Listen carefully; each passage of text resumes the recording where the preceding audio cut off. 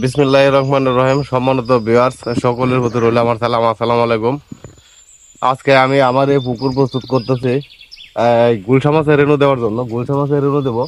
কিছুদিন আগে এই পুকুর আমার গুলশা মাছের রেণু দেওয়া ছিল, দিয়েছিলাম, কিন্তু গুলশা মাছের রেণু আসে নাই। হ্যাঁ, এই না আসার কারণে কিন্তু আজকে আমি আবার এই পুকুর প্রস্তুত করিতেছি।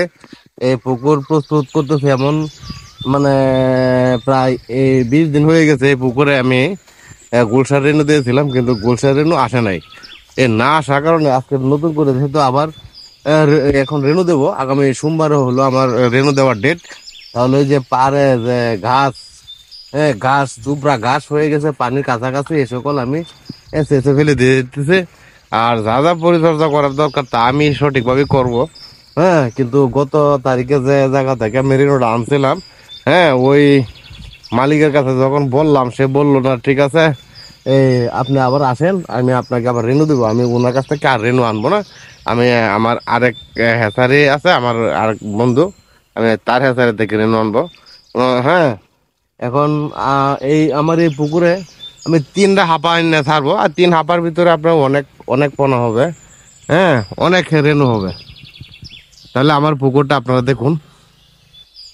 আমি যার কাছ থেকে আর রেনু এনেছিলাম গুলশা মাছের, সে কিন্তু আবার বলেছে আমি তার কাছ থেকে রেনু আনার জন্য, কিন্তু আমি তার কাছ থেকে আর রেনু আনবো না, কারণ তার রেনু সে ভালো ছিল। একটি পুকুর প্রস্তুত করতে কিন্তু অনেক ব্যাপার স্যাপার, অনেক পরিশ্রম করতে হয়, অনেক টাকা খরচ হয়, অনেক সময় দিতে হয়। কারণ একটি পুকুর রেনুর জন্য একটি পুকুর প্রস্তুত করতে তো সকলে জানেন কি কি ব্যবহার করতে হয়। কারণ সর্বপ্রথম পুকুরের তলানি পরিষ্কার করতে হয়, চতুর্পাশ পরিষ্কার করতে হয়, আপনার যে নিচের কাদামাটিটা শুকাইতে হয়। হ্যাঁ, তারপরে প্রতি শতাংশে 1 কেজি হারে চুন দিতে হয়। চুন দেওয়ার পরে আপনার পানি তুলতে হয়। পানি তোলার পর হ্যাঁ আপনার ওই যে যদি আয়রনযুক্ত পানি থাকে তাহলে তো লাল হয়ে যাবে। আর এই আয়রন কাটানোর জন্য কিন্তু আপনার প্রতি শতাংশে 200 গ্রাম হারে চুন দিলে কিন্তু আপনার আয়রনটা কেটে যায়। হ্যাঁ, যাদের পুকুরে এমন আয়রন হয়ে যায়, আয়রনযুক্ত পানি, তাদের জন্য চুন। আর যাদের মানে পানির ব্যবস্থা আছে আয়রন ছাড়া, তাদের পুকুরে তো আর আয়রন হবে না। হ্যাঁ, তারপরে আপনার পানি তোলার পর, এখন পানির তাপমাত্রা বেশি, মিনিমাম 4 ফিট পানি রাখতে হবে। 3.5 ফিটের উপর 4 ফিট পানি রাখতে হবে। এই 4 ফিট পানি আমি যখন রেনু দিয়েছিলাম তখন 3.5 ফিট ছিল, এখন আরও আধা ফুট বাড়াবো। হ্যাঁ, কারণ এখন পানির এখন তাপমাত্রা বেশি, তাই। আর এখন আমি পুকুর প্রস্তুত করব এইভাবে, প্রথম যেভাবে করেছিলাম ঠিক সেভাবেই করব। হ্যাঁ, এখন পানি আমার পানি আর আধা ফুট পানি তুলব। আধা ফুট পানি তোলার পর হ্যাঁ আমি আমার রেনুর ডেট হলো আবার সোমবারে। তাই আগামীকালকে কিন্তু আমি এখানে এই পুকুরে একটি উকুরনাশক ব্যবহার করব। উকুরনাশক আগামীকালকে হলো শুক্রবারে উকুরনাশক দেব। হ্যাঁ, শনিবারে জেওলার দেব। হ্যাঁ, শনিবারে যদি জেওলাইট দেই, হ্যাঁ শনিবারে জেওলাইট দিয়ে সাইরে তারপর শনিবার দিনই আমি জীবাণুনাশক দিয়ে দিলাম। জীবাণুনাশক শনিবার দিন দিয়ে দিলাম, রবিবার দিন প্রোবায়োটিক দিলাম, সোমবার দিন তো আমার মাছ ফালানোর ডেট। হ্যাঁ, তো এইভাবে আমি আমার এই পুকুরের কাজ সম্পূর্ণ করব। আর রেনু আপনারা যারাই যেভাবে আনেন, কিন্তু প্রথমেই কিন্তু রেনু প্যাকেট পুকুরে এনে সাথে সাথে ছেড়ে দিবেন না। হ্যাঁ, পুকুরে পানিতে ফেলে রাখবেন মিনিমাম আধা ঘন্টা 20 মিনিট। এই আধা ঘন্টা 20 মিনিট হ্যাঁ রেখে যেন রাখার একটা কারণ, এটা আপনার ওই যে পানিটা যেটা থাকে, ওই পানিটা প্যাকেটের ভিতরে পানিটা থাকে ঠান্ডা, আর পুকুরের পানিটা কিন্তু থাকে আপনার গরম, আর প্যাকেটের পানি থাকে ঠান্ডা।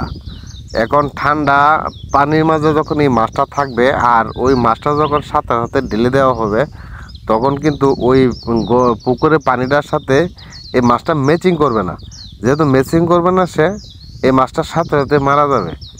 আর আমাকে যখন সে মাছ দিয়েছিল আমার হ্যাচারিওয়ালা, আমি যেখান থেকে মাছ এনেছিলাম, হ্যাঁ তার কাছে যখন বললাম আমার এই অবস্থা কেন হইলো, হ্যাঁ তার কাছে আমি প্রশ্ন করছি, কারণ আমি প্রস্তুত করছি সঠিকভাবে, তাহলে আমার মাছ কেন আসলো না। হ্যাঁ, তার এটা জবাব দিতে হয়েছে। সে বলছে এটাই যে তার হাউজে গ্যাস হয়েছিল। হ্যাঁ আমি বললাম তাহলে এই মাছটা আমাকে দিলেন কেন? হ্যাঁ সে মনে মনে জানতো যদি আসে তো আসলো, আর যদি না আসে আমাকে আবার দিবে। সে এমন মনস্থির তার ছিল। হ্যাঁ আমি যখন বললাম যে না আমার রেনু আসে নাই, তখন কি সে আর কোনো কিছু না বলে আমাকে ডাইরেক্ট বলে দিছে যে আপনি আবার আসেন, আমি আপনাকে রেনু দিয়ে দেবো। এখন সে যে আমাকে রেনুটা দিয়ে দিবে, কিন্তু এখন তো আমার আবার পুকুর প্রস্তুত করতে হবে, তাহলে আমার এটা লস হলো না? এদিক দিয়ে আবার আরও 20 দিন সময় চলে গেছে। হ্যাঁ কারণ 20 দিনে তো আমি অনেকটা পিছে পড়ে গেছি। সে আমাকে যতই এখন মাগনা দেখ, কিন্তু আমি তো অনেক পিছে পড়ে গেছি। তাহলে ভাই আমরা মাগনার চিন্তা করব না। হ্যাঁ আমরা সবসময় চিন্তা করব ভালো রেনু আনার। আমরা এমন কারো কাছ থেকে রেনু আনবো, বিশ্বস্ত কোনো হ্যাচারি থেকে। বিশ্বস্ত হ্যাচারি থেকে যদি কোনো হাউজে গ্যাস হয়ে যায়, হ্যাঁ আবার গ্যাসে যখন হাউজে যখন গ্যাস হয়ে যাবে, হ্যাঁ তখন কিন্তু এই গুলশা মাছের পেটে পানি এসে যায়, গুলশা মাছ হাউজে বেসে যায়। হাউজে যখন বেসে যায় তখন এই হ্যাচারিওয়ালা ভাইয়ারা সাথে সাথেই এই হাউস পরিবর্তন করে ফেলে। এই হাউস পরিবর্তন করে ফেলে নতুন হাউসে মাছ আবার রেখে দেয়। এখান থেকে কিছু মাছ মরে যায়। হ্যাঁ কিছু মাছ মরে যাওয়ার পরেও যে সকল মাছ বেঁচে থাকে, হ্যাঁ এই সকল মাছের শুধু করে আত্মাটাই থাকে। হ্যাঁ একটু একটু লড়ে, কিন্তু এটা দুর্বল না সুস্থ এটা কিন্তু বোঝা যায় না। হ্যাঁ আবার আপনার যখন আমি যখন আনতে যাব এমন গ্যাস খাওয়ার একটা রেনু, তখন আমরা এটা বুঝবো না, একমাত্র হ্যাসারে উল্লারাই এটা বুঝবে। তাই আমিও এটা বুঝতে পারি নাই যে এটা কি দুর্বল না সুস্থ। হ্যাঁ আমি এতটা দেখিও নাই, যেহেতু আমার বাড়ির পাশেই ছিল এই হ্যাচারিটা। হ্যাঁ তার কাছ থেকে তো আনছি, আমি এত একটা দেখি নাই, আর কম দেখছি। আর আমি যদি একটু সূক্ষ্মভাবে খেয়াল করতাম মাছটা দুর্বল কিনা বাড়ি, এটা আপনারাও এটা চেক করতে পারবেন।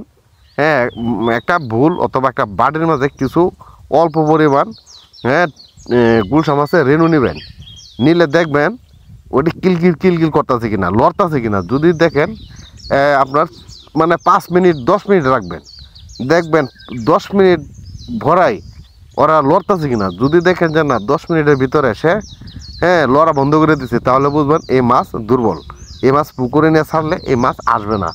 কারণ মাছের কাজ হলো পানির মধ্যে তার লড়া, তার লড়তে হবে, তার ধরতে হবে। সে বাটির মধ্যে যখন থাকবে, বাটির মধ্যে পানি থাকবে, ওই পানিতে যখন দেখবেন যে লড়তেছে লড়তেছে কিলকিল করতেছে কিলকিল করতেছে, হ্যাঁ তাহলে বুঝবেন এই মাছ পুকুরে টিকসই করবে। আর যদি মনে করেন যে না এই বাড়িতে মাছ নিলেন, কিছুক্ষণ লড়লো, হ্যাঁ লড়াচড়া করার পর দৌড়াদৌড়ি করলো, কিছুক্ষণ দৌড়াদৌড়ি করার পর নিচে বসে পড়লো, এই মাছ পুকুরে এনে ছাড়লে এই মাছ কখনোই আসবে না। কিন্তু এটা আমি যখন রেনু এনেছিলাম আমার কাছের হ্যাচারি থেকে, হ্যাঁ আমি এই যে এটা পরীক্ষা করছি না, কারণ একটাই আমি ভাবছি আমার এলাকার, হ্যাঁ আমার পার্শ্ববর্তী, সে তো আমাকে কখনোই দুর্বল মাছ দিবে না। হ্যাঁ কিন্তু সে জানতো এটা দুর্বল মাছ। হ্যাঁ কিন্তু সে এটা মনে মনে জানতো মাছ যদি না আসে আমাকে আবার রিটার্ন মাছ দিবে, রেনু দিবে। কিন্তু এই সে যে আমাকে আবার রেনু দিবে আমি মাগনা আর আনতে রাজি না। তাই আমি আমার আর এক হ্যাচারি থেকে আনবো।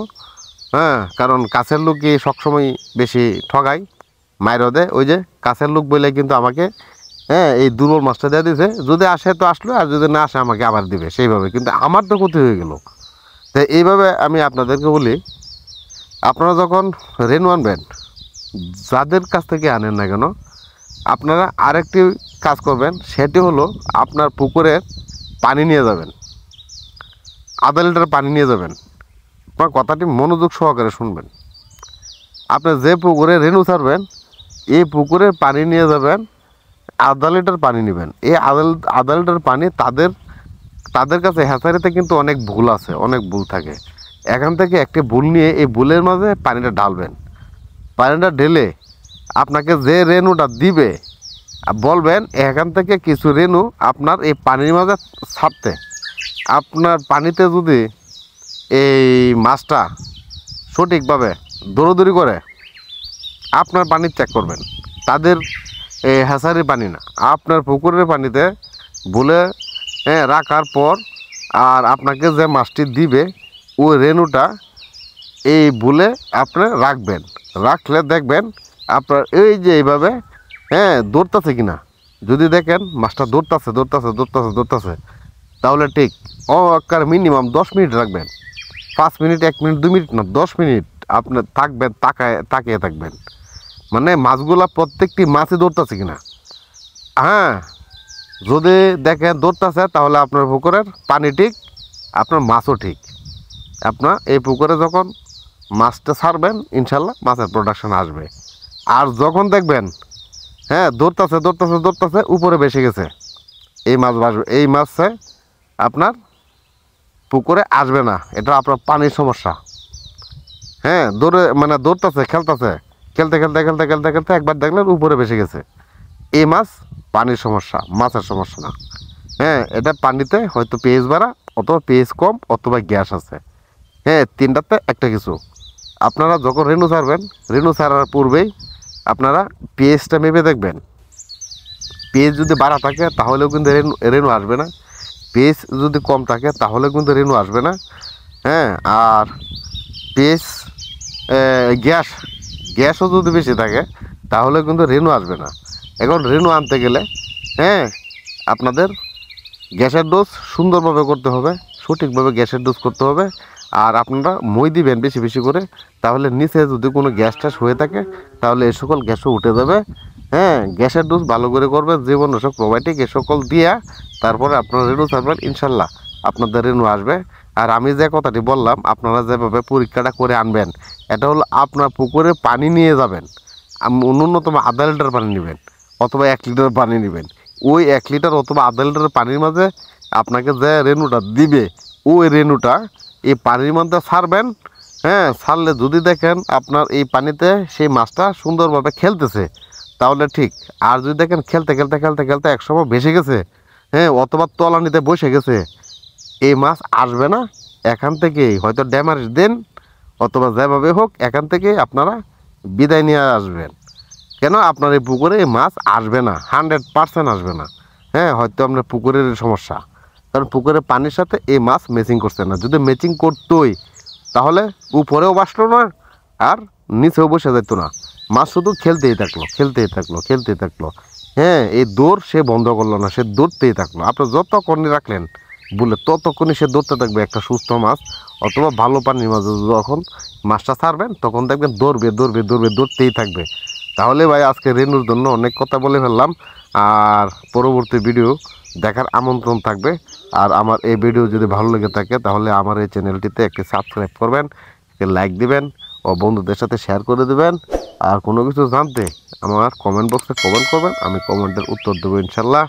তাহলে এখান থেকে বেঁধে নিলাম। খুদা হাফেজ, আল্লাহ হাফেজ।